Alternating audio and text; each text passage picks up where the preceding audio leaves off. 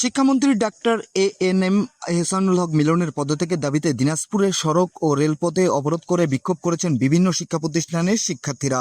এ সময় একটি যাত্রীবাহী বাস ভাঙচুরের অভিযোগকে কেন্দ্র করে পরিবহন শ্রমিকদের সঙ্গে শিক্ষার্থীদের সংঘর্ষের ঘটনা ঘটে। এতে উভয় পক্ষের অন্তত ৮ জন আহত হন। সংঘর্ষ ও অবরোধের কারণে কয়েক ঘন্টা ধরে সড়ক যোগাযোগ কার্যত অচল হয়ে পড়ে, আটকে যায়। প্রতি সপ্তাহে সর্বোচ্চবার বিকাশ পেমেন্টে 50 জন হবেন পেমেন্ট চ্যাম্পিয়ন। জিতে নিন টিভি সহ আকর্ষণীয় সব প্রাইজ।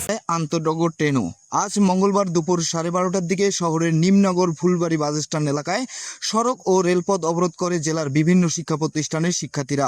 তাদের দাবি, প্রাকৃতিক দুর্যোগের মধ্যেও চলমান এইচএসসি পরীক্ষা অব্যাহত রাখার সিদ্ধান্ত শিক্ষার্থীদের জন্য চরম ভোগান্তির সৃষ্টি করেছে।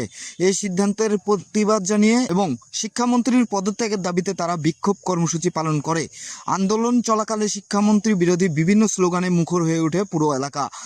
প্রত্যক্ষদর্শীরা জানান, দুপুর প্রায় 1:45টার দিকে শিক্ষার্থীদের বিরুদ্ধে রাহি এন্টারপ্রাইজের একটি যাত্রীবাহী বাস ভাঙচুরের অভিযোগ তোলেন পরিবহন শ্রমিকরা।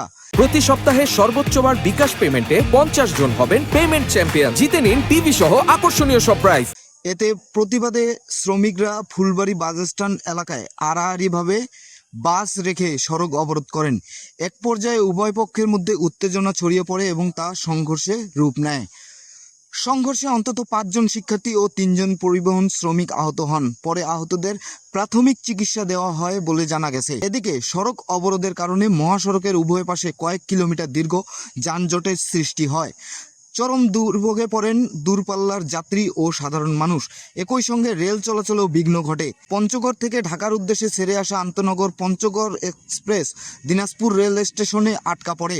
ট্রেনটি দুপুর 2:10 দিনাজপুর স্টেশন ত্যাগ করার কথা থাকলেও অবরোধের কারণে নির্ধারিত সময়ে ছাড়তে পারেনি।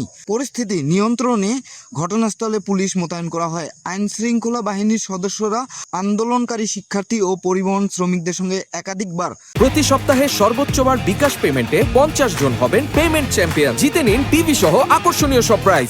দফায় আলোচনা চালান। এ বিষয়ে দিনাজপুর কোতোয়ালি থানার অফিসার ইনচার্জ মোহাম্মদ নুরুন নবী বলেন, আন্দোলনকারীদের সঙ্গে আমরা কথা বলছি।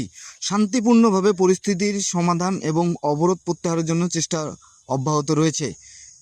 বিকেল 4:45টার দিকে পরিবহন শ্রমিকরা তাদের সড়ক অবরোধ তুলে নিলেও পরিস্থিতি স্বাভাবিক করতে প্রশাসনকে বেশ কিছু সময় কাজ করতে হয়। ঘটনার পর পুরো এলাকায় অতিরিক্ত পুলিশ মোতায়েন করা হয়েছে এবং পরিস্থিতি নিবিড়ভাবে পর্যবেক্ষণ করা হচ্ছে।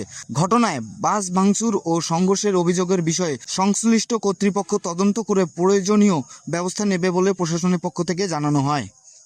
Masud Rana, NTV online.